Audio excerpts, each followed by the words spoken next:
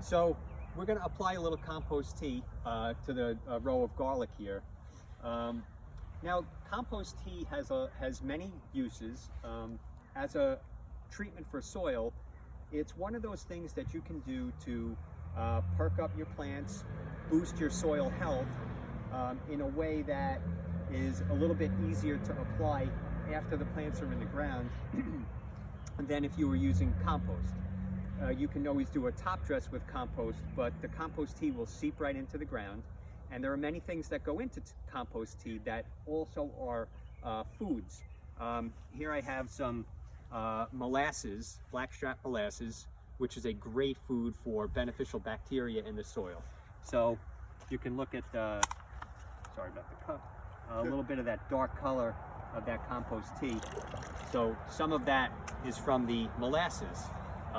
One other additive that we sometimes put in is this is an organic fish fertilizer, hydrolyzed fish, and it is something that will feed beneficial bacteria and beneficial fungi in the soil.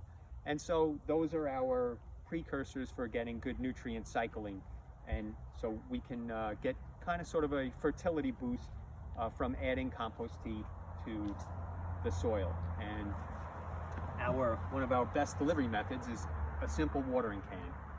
We can deliver compost tea anywhere from something as simple as this all the way up to a spray rig.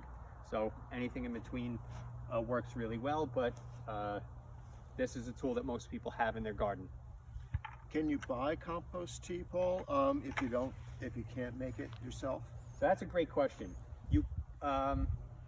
There are some nurseries. I don't actually know of any local ones that sell compost tea.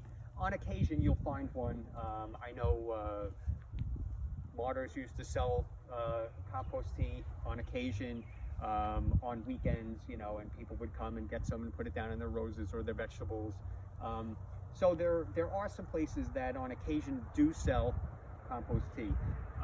If you do not have a brewer, and you can get a little 5-gallon brewer that makes good compost tea, but if you don't have access to that and you don't want to be bothered with brewing because it's work, there are some other products